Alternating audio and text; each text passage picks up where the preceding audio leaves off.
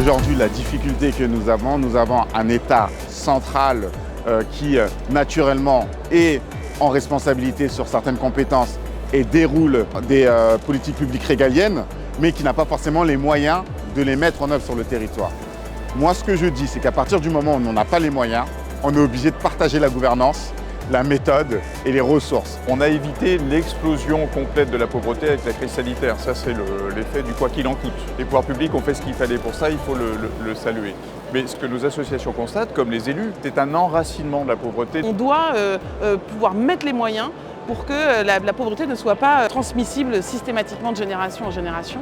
Donc là, il y a plein de choses à faire au niveau de l'éducation, évidemment au niveau du logement, évidemment au niveau de l'insertion professionnelle, de l'alphabétisation. C'est tout ça qu'il faut mobiliser en permanence. On ne peut pas le faire à moyens constants. Voilà. Ça n'est pas vrai que nous lutterons contre la pauvreté, contre la grande exclusion à moyens constants. C'est se mentir, c'est se voiler la face. On constate également l'accroissement de l'écart type de nos populations.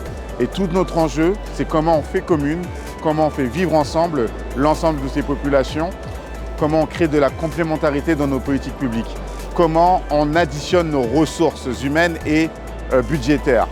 Et pour moi, l'enjeu premier, c'est une gouvernance partagée, un changement de méthode avec la création de boîtes à outils au niveau national qui permettent aux collectivités de répondre aux enjeux locaux. Quand on regarde les leviers d'action qui sont ceux des maires, des élus, on voit qu'ils sont à la fois importants et limités.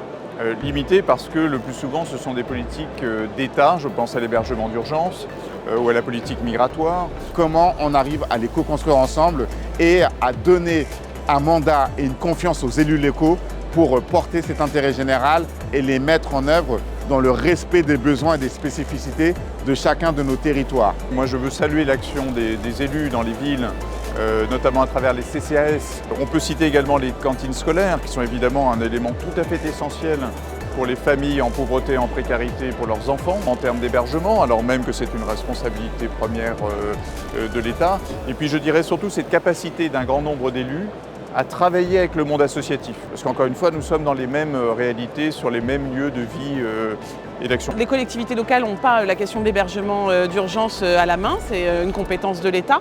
Donc il y a trois choses qu'on peut faire de ce point de vue-là. La première, c'est mettre en place un rapport de force avec l'État pour qu'il crée plus de places d'accueil d'hébergement. La deuxième, c'est d'essayer de voir avec les dispositifs que nous avons à la main en tant que collectivité locale, de pouvoir les renforcer, les réajuster. Ça peut être les distributions alimentaires, ça peut être les bains-douches. Et puis la troisième, c'est la mobilisation permanente et notamment appuyée sur les citoyens et les citoyennes. Parce qu'eux aussi sont essentiels dans la lutte contre l'exclusion. Pour les personnes en pauvreté et en précarité, mais aussi pour les associations, cette espèce de millefeuille bureaucratique est insupportable. C'est-à-dire que vous ne savez jamais exactement à quel guichet il faut s'adresser. Est-ce que c'est la commune, le département, l'État, les associations? Donc là, il y a quelque chose qu'il faut repenser. Nous le portons dans notre fédération des acteurs de la solidarité. Il y a quand même une bonne nouvelle dans la période. C'est assez rare pour être souligné, qui est que nous allons vers une baisse, et déjà une baisse du taux de chômage importante en France, vers le plein emploi. Qui quand même, au vu des effets dévastateurs du chômage de masse dans nos quartiers, notamment pendant des générations, est une bonne nouvelle. Mais la question est de savoir ce que l'on en fait pour lutter contre la pauvreté et la précarité. Parce que personne ne peut se résigner au fait que nous sommes la 6e puissance mondiale et qu'il y a encore 300 000 personnes en France qui vivent dans des conditions bien trop précaires pour pouvoir vivre dignement.